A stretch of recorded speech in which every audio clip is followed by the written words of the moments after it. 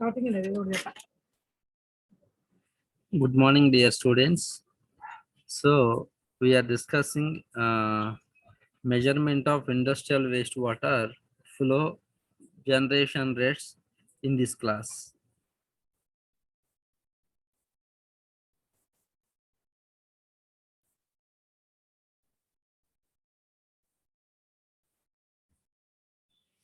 Guys, here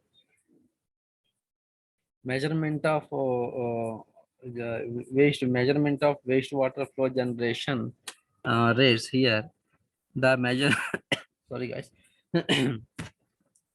The measurement of wastewater flow can be done either on the outfall chemical or pipe carrying the entire wastewater flow from the industry, or on the individual waste streams within the industry. The first method is useful in knowing the total flow, but cannot distinguish between the contributions of individual streams. It is useful in the case of industries that discharge a more or less uniform quality of wastewater and are not likely to contain toxic pollutants or valuable ingredients which can be profitably recovered. Measurement of flow from individual streams helps in deciding whether some streams can be segregated, either for giving free treatment for recovery of byproducts or for recycling with or without treatment. Such streams, after free treatment or recovery of byproducts, can be can be mixed with the other effluent streams for further treatment. Measurement of flow rates should be invariably accompanied by collection of wastewater samples, either as grab samples or as composite samples. Flow measurement can be done either by measuring the cross-sectional area of the raw wastewater channel and multiplying it by the velocity of flow, or by measuring the time required to fill a tank or drum of known volumetric capacity. Readings taken on a calibrated V notch, a rectangular notch, or wire built in the conveying channel can give a fairly accurate estimate of the flow rate.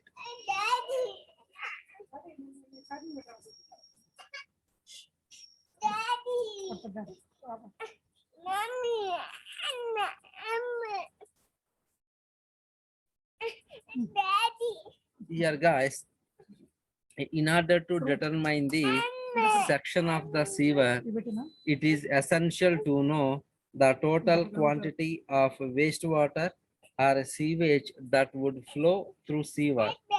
The total wastewater flow can be divided into two components: dry weather flow, DWF, and storm water flow.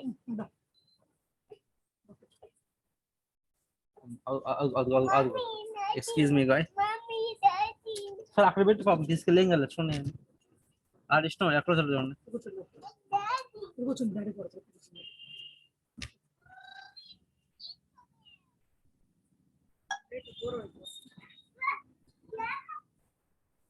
sorry guys, here the dry weather flow. The dry weather flow is the flow through the sewers that would normally be available during non-rainfall periods. It consists mainly of domestic sewage and industrial wastewater. Dry weather flow. It is that quantity of wastewater that flows through a sewer in dry weather when no storm water is in the sewer. The dry weather flow is also sometimes called as sanitary sewage and is obtained from the flowing sources. Guys, here domestic wastewater from houses WCs, baths and urinals and wash basins, etc. Industrial wastewater from industries, wastewater from public facilities, groundwater infiltration, wastewater quantity estimation. The flow of sanitary sewage alone in the absence of storms in dry season is known as dry weather flow. Quantity is equal for capita sewage contributed for day X into population. So factors affecting dry weather flow: rate of water supply, population growth, type of areas served, infiltration of groundwater. First one is rate of water supply. The quantity of wastewater produced from a community would naturally depend upon the rate of water supply per capita per day. The quantity of wastewater entering the sewers would be less than the total quantity of water supplied. This is because of the fact that water is lost in domestic consumption. Examples: cooking, evaporation, lawn sprinkling, fighting, and industrial consumptions are the examples. In general, it is assumed that waste generation quantity is 80% of rate of water supply. And the second one is population growth. The various methods adopted for estimating future populations are given below. The particular method to be adopted for a particular case or for a particular city depends largely on the factors discussed in the methods, and the selection is left to the designer. Arithmetic increase method, geometric increase method, incremental increase method, decreasing rate of growth method, simple graphical method, comparative graphical method, ratio method, logistic curve method. In case the desired information on population is not available in the master plan of the town, the densities given in following table may be adopted as suggested by the manual on sewage and sewage treatment prepared by the Public Health and Environmental Engineering Organization. And guys, here size or town population, density or population per hectare. Here up to 5,000. Here density population per hectare is 75 to 150 hectare. 5,000 to 20,000 population, density hectare 150 to 250 hectare. Here 20,000 to 50,000 population, the density or population per hectare is 250 to 300 hectare. Here if 50,000 to 1 lakh population in a town, the density or population per hectare is 300 to 350 hectare. The above 1 lakh population in town, the density or population per hectare is 350 to 1,000 hectare. Effect of growth of population. Here population, rate of water supply or capacity or capital or a day, sewage production liter or capital a day. Here the if population is below 2 lakhs, the rate of water supply 130 to 160 liters capital per a day, but sewage production liter capital per a day 1110 to 120. And 2 to 5 lakhs, the rate of water supply is capital per a day 160 to 180, but sewage production 130 to 140. If population is 5 to 10 lakhs, the rate of water supply 180 to 200, but the sewage production is 150 to 170. Here more than 10 lakhs, the rate of water supply 200 to 250 capital a day, but sewage production in 180 to 200 a day. Design period as per Chipko manual.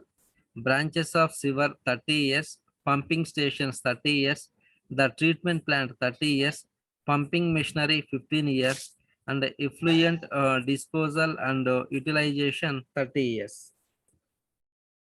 The type of area served. The quantity of wastewater produced depends upon whether the area to be served is residual, commercial, and industrial. The wastewater from the residential area directly depends upon the rate of water supply. If there is no infiltration of water in the sewers and if there are no private sources of supply, the wastewater produced from the residential area may be assumed to be equal to 70 to 80% of the water supplied through the public supply system. The amount of wastewater produced from the industrial locality depends upon the types of industries and their corresponding industrial process. The same is the case with the commercial and un- undertakings.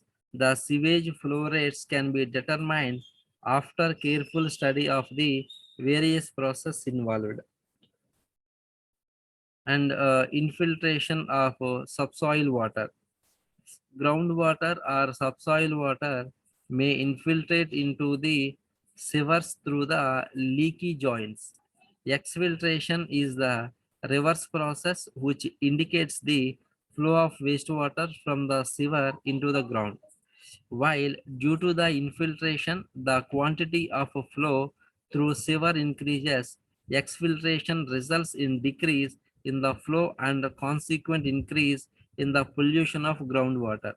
Both infiltration as well as exfiltration are undesirable and take place due to imperfect joints and variations in rate of sewage.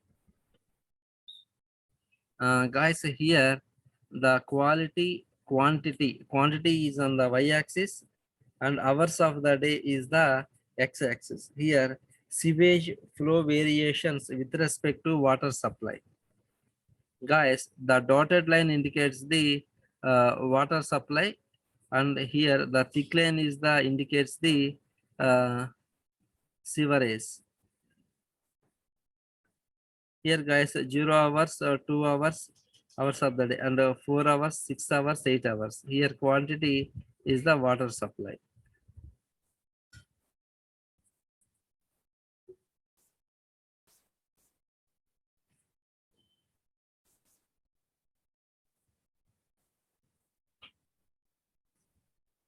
Because here also percentage of the average flow for the day is taking on y-axis as the same hours of the day on the y-axis, x-axis. Hourly variations of sewage flow. Here, like AM and PM, 0 hours, 2 hours, the percentage of average flow for a day is 60 to 40%. Fourth hour is reaches to 60%, and the sixth hour it reaches to 100%. So it example, so this is the peak flow. This is the peak flow. The 10th hours of the day is 162, 175, 175 percentage of the average flow for the day. Here also hours of the day on x-axis, percentage of average for a day is the y-axis. So June or July and a maximum day and average day and a minimum day. This is the graph.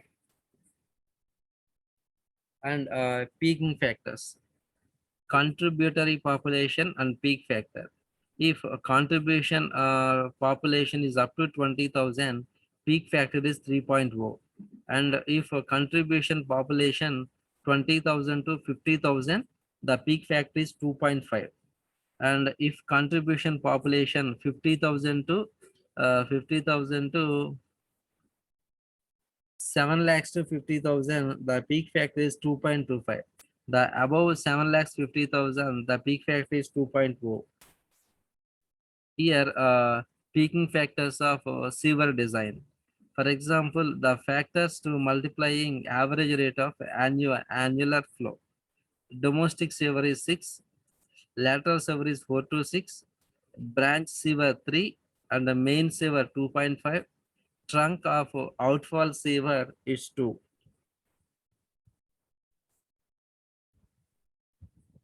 Okay, guys. Thank you for your patience and listening my class. So in next class, I will explain the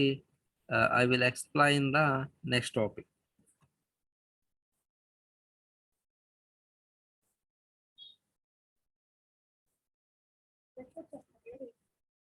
అయిపోయింది కాబట్టి నువ్వు చెప్పక